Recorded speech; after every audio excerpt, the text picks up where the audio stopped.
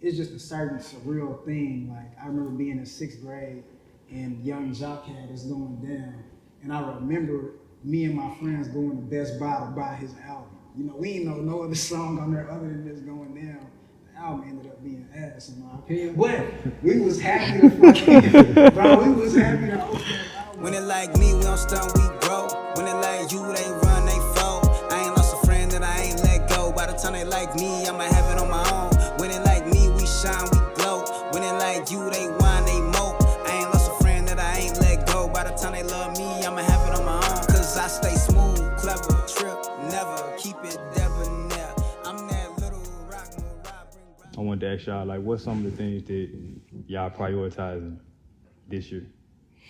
It's been circling around like the internet a lot. That whole thing about like what Steve Harvey was talking about, like write down what you want and, you know, come back at the end of the year or come back 6 months later and like check that list to see how close you've gotten to some of them things. So I started, you know, it was cliche, but I tried to like intentionally do that. And I just started writing down things that I intentionally wanted to focus on, wanted to be better at, you know, and wanted to like accomplish this year.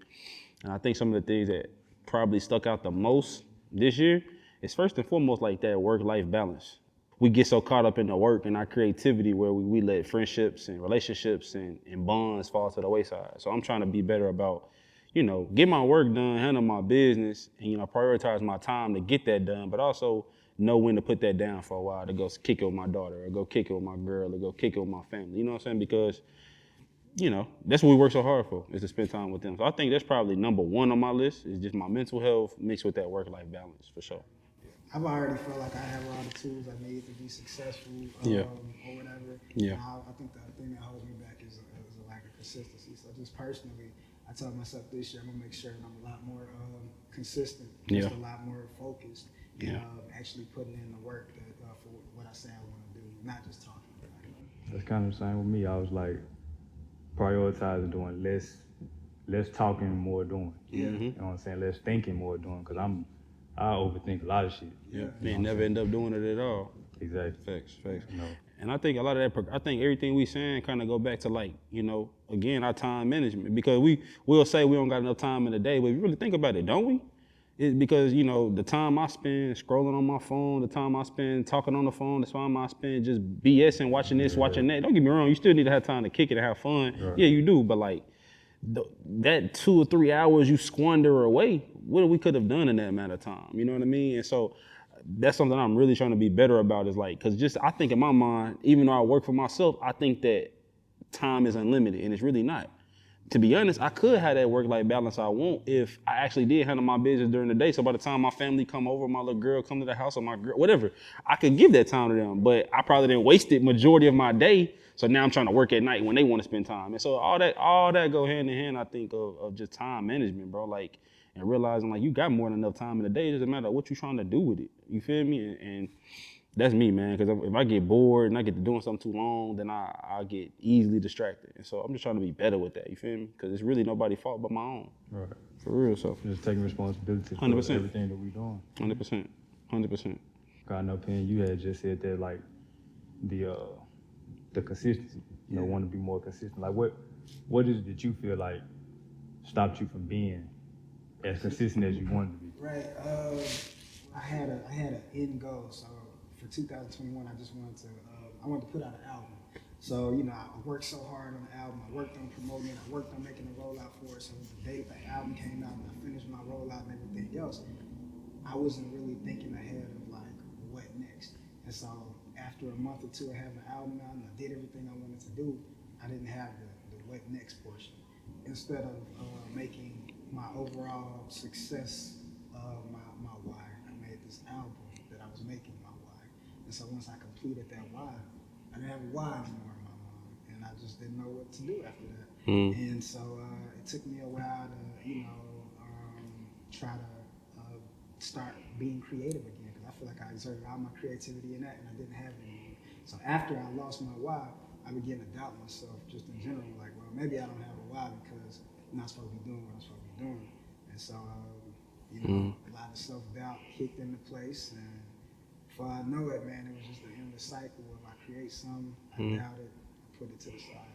Create something, I doubt it, I put it to the side.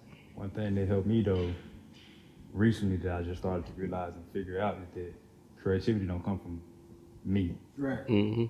I feel like it come from A higher. like a divine source. source. Whatever you believe in. Yeah, whatever for you sure. believe in, but it's divine. Yeah. You know what I'm saying? So I think it's more so about just creating from net space. Yeah. You know what I'm saying? And not forcing it. I don't force I'm getting better at just stepping away. Like if I'm writing something, or I'm writing a new poem, or I'm writing a new piece that you might see on social, whatever. Like I don't force it no more. Like if I hit that wall, I'll walk away and come back when it might hit me a month later, it might hit me 2 weeks later to finish it. But I feel like every time I tried to force it, it's when I put out some garbage, or that's when I put out something that I knew wasn't my best because I was more worried about trying to, I guess, maybe please others or just trying to say I finished it versus like letting it just come naturally. You know what I'm saying? So I get that wholeheartedly, for real. You speak from you coming from a place where like you didn't experience some shit. Been through a lot of shit. Try to, man. Try to, bro. It's hard. It's hard though, because when people hear it, and then you get to know me, I've been called a hypocrite on so many occasions because they'll say, nah, you get on here talking about this and that, but then you don't live it.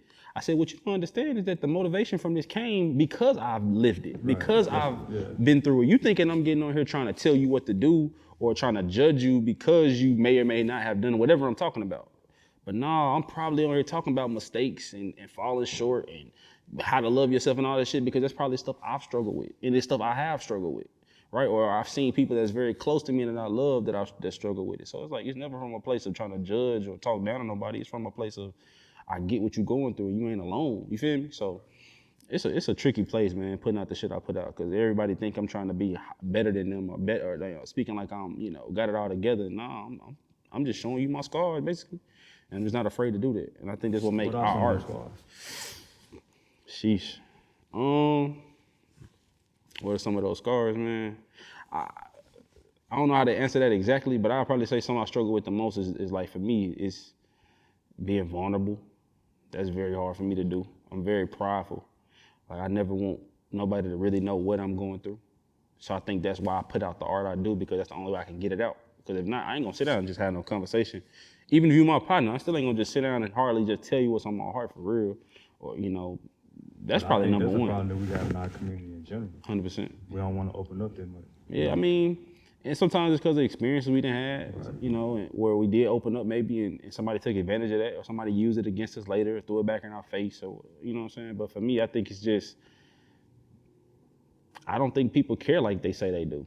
That's always been a thing for me. It's like, or if I tell you about it, what you gonna do about it? Because I think the thing that frustrates a lot of people is that sometimes people don't get, when I come to you and talk to you, it's not that I always need your advice or I need your prayer. Sometimes I just need you to listen.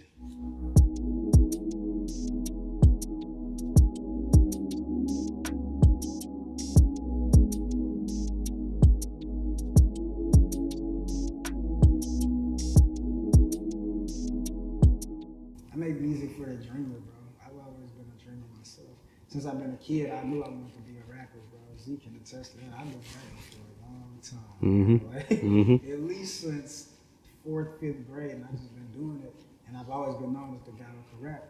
And I've always wanted to do it. And as I got older, I just realized, man, I have to make my music accessible to people. And so I was like, how can I find some common ground with people?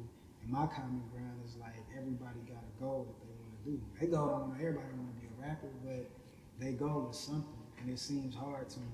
And I just let them know, yo, it's possible. I'm out here doing it, you know what I'm saying? I'm in Little Rock, and the rap scene in Little Rock is cool, but the kind of rap that I do is kind of pushed to the side a little bit. Yeah. And I'm showing people it's possible to not get rid of the other rap, because I love all them guys, man, but just make a fair playing field. Kind of blend it. Yeah, blend it together. So you look at Chicago, you got your Kanye West, you got your whoever, you got your Chance the Rappers, whatever, but you also got your Dirks, and you also got whoever, and they coexist. When you working on your goals or you're shooting your shots, trying to get good, my music is playing in the background.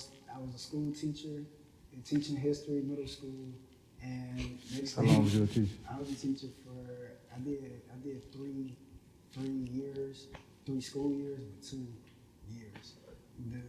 The pressures of trying to be a teacher and trying to rap was just getting too much. And I remember one of the kids had just asked me, like, Mr. P, what you here for? I was like, what you mean? I was like, I'm a teacher. So he was like, nah, bro, I mean, like, you're really not supposed to be here. You're supposed to be doing something else. And when he said that, it kind of stuck with me. I just thought about that for that whole day. I remember going home thinking about that. I'm like, man, that really did sit with me. And I felt like a hypocrite because I was telling a lot of the kids they can do anything they want to do. And so for the next week, I remember going to different teachers and asking them. I just wanted to find a teacher and I asked them, what did you want to do in life? Like I want to say, actually, bro, I'm doing what I want to do in life. But everybody's like, well, I really want to do this, or well, I really want to do that, or well, I really want to do this. And I felt bad because in this school, we're like a microcosm of the world, and we telling all these young and future adults, you can do anything you want to do. You can do anything you want to do. The same thing that was told to us, but I couldn't find an adult in the building who was doing exactly what they want to do. One of them would have just said, man, I really want to be a teacher, and that's what I'm going to do. But I couldn't find nobody who said that. And maybe that was just my specific school. So I said, man, I can't do that. I feel like a hypocrite. So I resigned. I put in my 2 weeks notice that day. And I was like, bro, I want to be a rapper. I'm trying to show these kids that if they really want to do something, they can do it. I want to be a rapper. That's the craziest dream in the world. Everybody want to do that, like, or whatever. And I said, I'm going to go for it. And so from November to March, every day, me, my engineer, his name is YK, and my best friend, his name is Tone. We were in the studio every single day, and then my vocal arranger, Jay Jamerson, because I like to do a lot of like R&B melodies, and I can write out all the lyrics, and sometimes I hear the main melody, but I can't hear the background melody. So he was teaching me how to learn background melody, how to make certain sounds behind all the music to make stuff pop. So he was teaching me that in that process. So we would go to the studio 6 o'clock every single day, and we would leave there at like 4 o'clock, and then the day started over. We just keep doing that, and we did that every single day from like November to March of 2021. And then we put the album out in May. We had our rollout, so we was making videos. After we finished the album, we started making videos, like different content videos and stuff like that. And then we started putting together a listening party. And then we started, we ran into like every single roadblock you can imagine. Because once the album was done, it's like, now I want to market it. Try to do my listening party at a bar. Dude said I could do it at the bar, but then he, I really feel like there was some kind of racial stuff there, but I'm not going to trip. He was just like, what kind of people are you bringing? And I was like, people that listen to rap music? What do you mean? He was like, actually, I'm not comfortable with that. And so I ran into every roadblock trying to make a listening party. I was like, you know what, bro? I'm gonna rent a pavilion in the park, and I just rented a pavilion for like $60, and we did my listening party. And I was scared to do a listening party. My friends was like, bro, you gotta do a listening party, and I was like, what was you scared of? I was scared that I was gonna do this listening party and then nobody gonna pull up. And so I remember putting like the listening party was gonna start at like 3, and so 3 o'clock coming around, the only people that's there is me and my partners. I knew it, but you know how black people do. So around like 3:45. 4 o'clock, it was literally, we had like 100, 150 people there, and they was out there listening to the project, and I was like, that's crazy. And we listened to the project in the park, and then after that, we all just partied, you know what I'm saying? It turned into like a little kickback type thing. Keeping it real, just on some business stuff, cats not making money off streaming like that. You do 1 million streams, and you get motherfucking pennies on the dollars, yeah. All together, and I was like, you know what? Forget that. I'm gonna do streams because that's the primary method that people listen to. I'm not even worried about what the streaming money make. I made my own CDs, you know what I'm saying? I printed up, like, I didn't burn no CD, like I really printed up physical copies of my album. And man, I was selling those, and I made a significant amount of money off physical CDs. And cats was like, bro, people don't listen to CDs. You don't have to listen to it. It's just cool. It's art. People like to see that effort. And I think, in modern day music, people feel like the effort is gone. Not because the music quality is weighing, but I can sell you 1 CD and I get $10 off of it. That's what I was charging. People was telling me I was underselling myself, but I was just charging $10 for the CD. Versus how many streams do you have to stream to get $10? Shit. You gotta stream a lot. 10,000. So you gotta stream get 10,000. As an opposed to if I sell you a CD. You know what's crazy? I set my album price for $10. Maybe like 5 people gave me actually $10. I gave my album to one woman for $10, and she pulled out two $100 bills. And I'm like, here you go. So that's a $200 album. Right? It's hard enough trying to do music. You know, if I was trying to go to school, it's a step by step. You get good grades, you get the scholarship, you go here, you take these classes, and then boom, you get your degree. Music don't have those step by step blocks. You know, so it's harder. You run around a maze trying to. And you might end up right back where you started at. You know what I'm saying? So it's harder to do it, and it's already hard enough, but you defeated yourself already when you come in with, man, people don't mess with what I'm trying to do. People don't really fuck with what I'm trying to do. What's the point? And when you sit there and do that, you create a very dark pit for yourself, because while you're saying that, you mean that in your heart, but on the same time, you also want to still make happen what you want to make happen. So it ends up frustrating you because you believe that you can't do it, but you want to make it happen, but you don't know how, so now you're confused. So I just refuse to have that mindset where I can't do it. I don't say I can't. I mean, I don't know how yet. I don't see why not. You know, I will learn how. If not me, then who? Yeah, if not me, then who, bro? Exactly. Literally, that's why I named the album that, because it was like that question to myself, bro. If I don't do this, then who's gonna do it? I think sometimes, bro, we get so caught up in seeing other people be themselves that we forget how to be ourselves. Right. Like, so the cat out there that is hesitant on their stuff because of the other artists in the city or around, you know, whatever, it's around the areas, or the other speakers out there that really want to speak like this, but because of maybe where they grew up. Like, think about it, bro. Like, we're from Little Rock. And so to see him rapping the way he rap or the way I talk on the internet, you don't expect us to talk like this. Right? A lot of my homeboys used to clown me for getting on the internet saying all this deep philosophical ass shit. Right? They don't give a fuck. They don't want to hear that. But then it's like when you start doing the numbers and you start making the impact, like, oh, that's my nigga.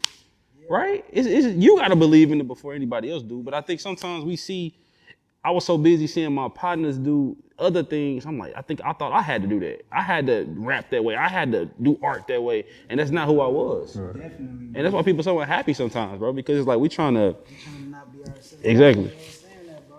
You'll never be able to play a lot of the party shit when you're trying to like really process a situation in your life. And I think different music, you know, is vibrations, bro. So it speaks to whatever particular vibration you have. I would never want people to play my songs in the parties because I'd probably kill the vibe, you know? Right. But I do want you when you're sitting by yourself or when you're with your friends and you're like, bro, yeah, this nigga going crazy, bro. He playing with me.